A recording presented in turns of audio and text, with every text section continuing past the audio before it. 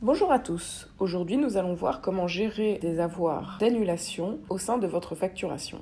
À la fin de cette vidéo, vous serez capable d'annuler une facture, qu'elle soit validée ou réglée. Nous allons voir deux cas de figure dans lesquels vous pouvez vouloir annuler une facture, si elle est simplement en statut validé ou si il y a eu un transfert d'argent et qu'elle a été réglée. Commençons par le cas d'une affaire où je souhaite annuler une facture qui a seulement été validée. Prenons le cas d'une affaire type. J'ai un devis validé et gagné. J'ai édité une première facture d'acompte, puis une facture de situation à 50% qui a été validée. Pour une raison quelconque, il me faut annuler cette facture. Je clique sur les trois petits points au bout de la ligne, puis je choisis l'option « Annuler par avoir ».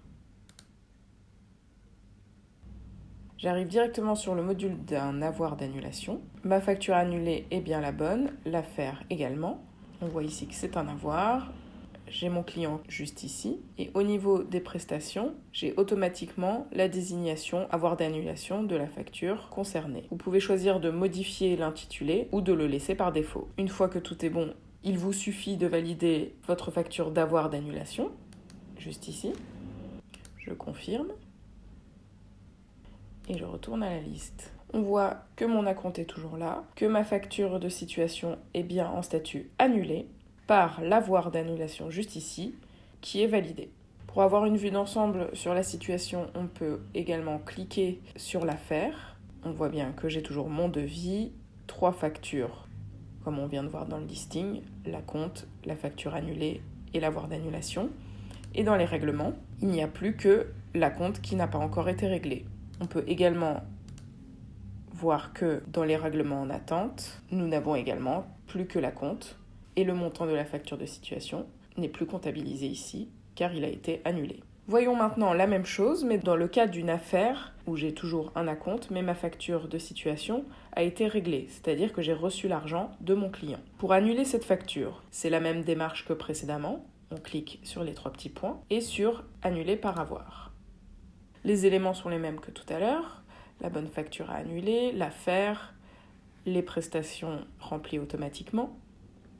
Je valide mon avoir d'annulation. Mais cette fois-ci, on voit dans l'historique qu'il y a un reste à payer, c'est-à-dire que je dois rendre l'argent à mon client. Je peux décider de cliquer sur ce bouton juste ici, mais nous allons voir également comment le faire depuis les règlements. Cette fois-ci, on voit que j'ai toujours mon acompte que mon client doit me régler. Mais ici, j'ai également ce montant en attente négatif, c'est-à-dire que c'est moi qui dois rendre cette somme à mon client. Avant de le faire, je vois que dans les règlements reçus, j'ai bien l'historique du règlement qui a été effectué par mon client et que je dois lui rendre. Je vais donc maintenant enregistrer le règlement et il se retrouvera dans les règlements reçus, juste ici.